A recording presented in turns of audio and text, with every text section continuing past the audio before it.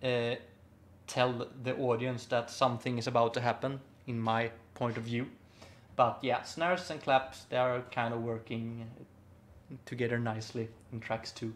But yeah, I use snares most commonly now when I create my drum tracks.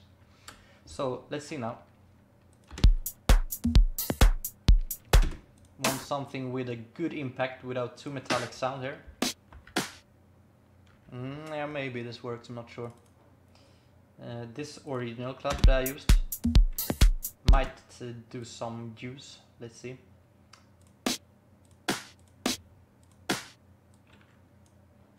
Going to increase this frequency range again. Let's pull it down a little bit.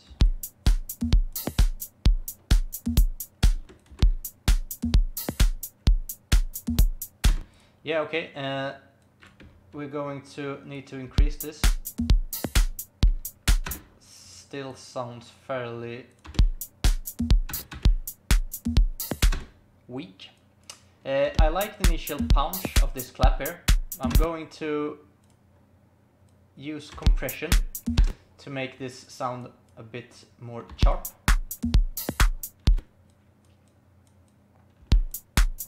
So what you might notice here, that I'm going to put the compression after equalizer. That's because I made changes to the frequency spectrum and I want to increase the changes that I have made with the EQ. Now in Ableton Live 9 we have a new compression plugin called Glue. It is made by Andrew Simper and he's a pretty cool guy. What this does, it will kind of try to emulate how hardware compressor works by introducing circuitry programming into the code. This will mean that the more you drive the compressor, the more harmonics will be added rather than just trying to distort the end result. It will put some saturation, but the saturation will remind you of how an actual analog compressor would work. So for some people that's something that you actually want because it will add more spirit and soul to the original sound. So let's put this here. If you're just going to play it straight out the bat, you will see that nothing is changing here. This is a peak shower here. What peak shower? It's a, yeah, what I'm gonna call it? I think a peak shower will actually do. It will show you a compression meter, it says here. That's kind of a good name, I guess. Yeah, the compression meter will show you how much it's compressing. And right now it's not compressing anything. And what you need to do is to tell when it should start compressing. If we decrease this to 26, you will see it will punch pretty much. But if you don't increase the makeup, it will not actually boost the signal at all. So it's important to work with threshold and makeup in unison together to get something you really like. Usually, since I'm using an extreme mixing channel, I'm not going to compress that much. I usually work with a pretty small limits. So I'm going to increase the threshold.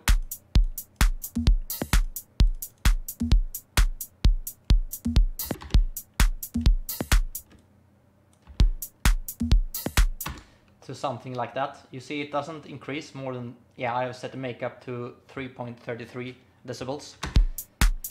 Now I'm going to change is the attack to straight 0.1001, sorry, and the release to something like that. What you're telling here to the compressor is how quickly the envelope should react to the signal coming in. So when I'm putting it right here, it means that it instantly should start compress when the signal comes in. And here it tells how long it should wait before the compression lifts off after the signal peak is dying out. Here it's 0.04 of the sample rate. I can't exactly tell how many seconds that is, or if it's actually telling it's seconds, which means 0.4 seconds. Yeah, okay, it says here, the noise values are in seconds, so it means it takes 0.4 seconds for the release to actually let the compression wear off. What's important now is to realize that it's only the clap I put compression on. So let's play this together. Yeah, okay, it's not that advanced at the moment. I will actually just keep it like this for the moment. Now I'm going ahead and do some synthesizer programming, I guess. Percussion. Sorry for the accent yet again.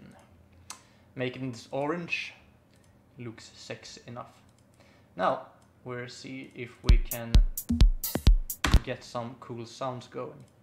As I was talking about earlier, probably should change this too because I don't want this to go on like that. Let's see if we can put it to that. What I'm doing here is just making sure that I get a flat response from the frequency curve. Not sure if it's actually the best one. Let's see if we can. Nah, okay, it's going to have to be that one, I guess. Perhaps I should change this one into being that instead. Yeah, might work better, I'm not sure. Yeah, I'm gonna keep it like it was. I just want to bring down some of the low frequencies at the mixing channel in any case. I probably should just add a second point here to make sure it doesn't bring it down too much. Yeah, something like that. In any case, the master channel, I'm going to put on isotope later on. So if you don't have isotope, you should still be able to get a pretty decent result out of using these settings. There is something though I'm feeling I'm forgetting, not sure if it's... No, I think that's actually everything for the moment. Yeah, okay, let's put in some synth material here. I'm going to start with silence because I reckon everybody or most of you actually have used it at some point, or perhaps own it rather than diversion. I'm going to create the bass patch with diversion. I'm going to create some sort of pluck sound with silence.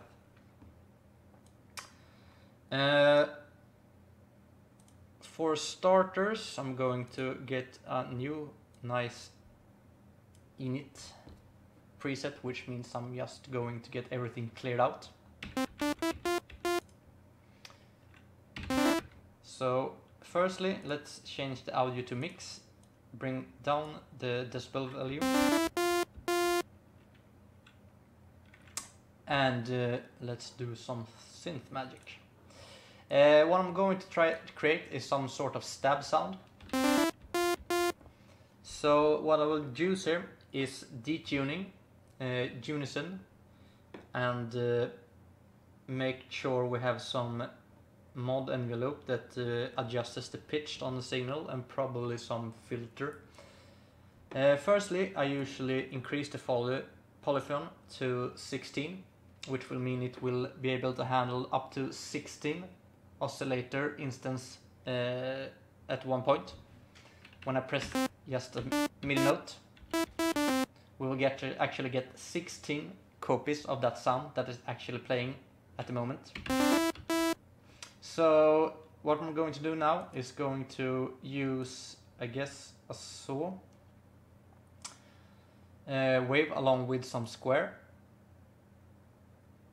And if you wonder what this means, this pulse is actually a square, and each pulse is just a phase altered square, so to speak.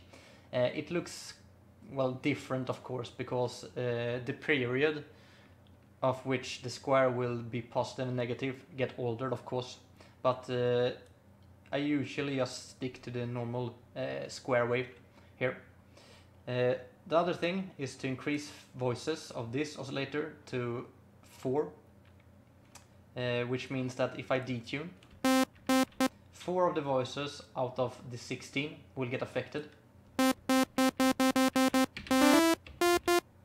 Now I need to put on a filter here, and the filter type is going to be a low pass. And how do you know it's a low pass? Well, it's kind of simple. If I play the note here, you will hear that only the low frequencies are passing through. So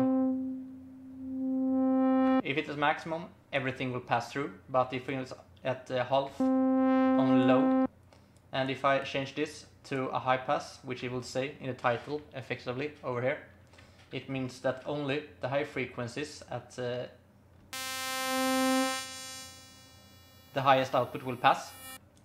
The low pass setting will allow me to kind of build up the stab as I go along, and it will introduce some exciting harmonics later on when my preset is done.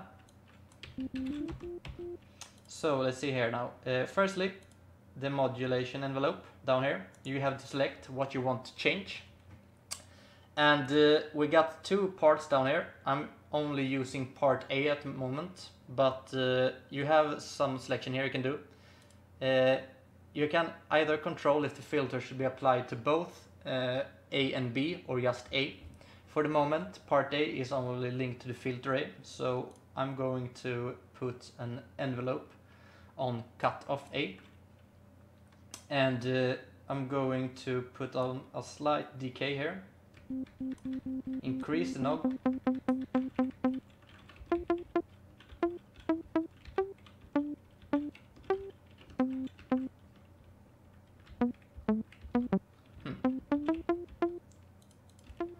Reckon this is something that we can use, I guess. But yeah, this is just a filter. I also want to put up some pitch on the signal.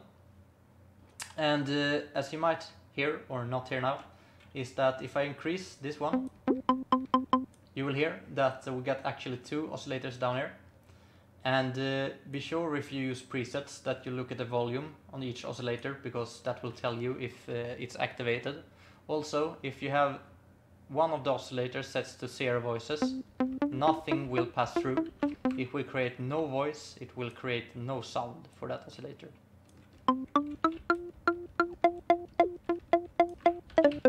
So yeah, okay, I'm going to use this.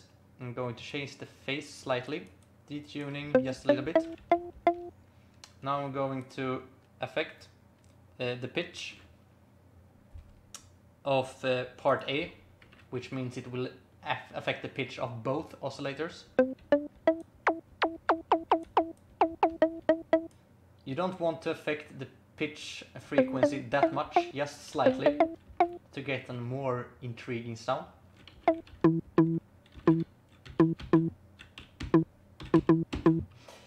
What I usually do, delay can be used in a number of different ways. Usually you just get a delayed sound that will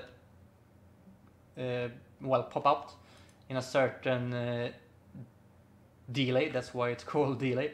But it's triggered with a sequenced time limit here, 1/4 or 8D or 8 or blah blah blah blah.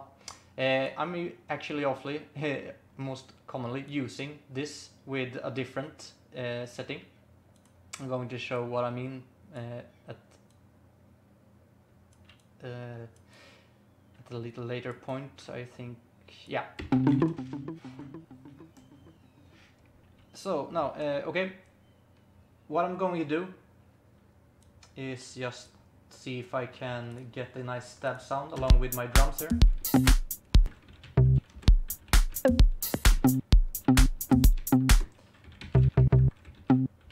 I guess the effects actually do some juice.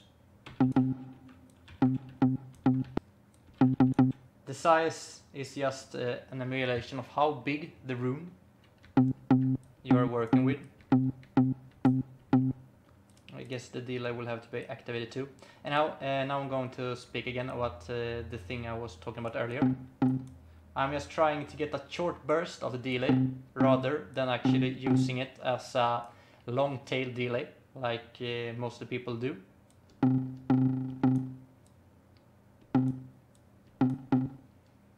Now I do wonder something though, because it seems like this is synced and I do not want the effect to actually get synced.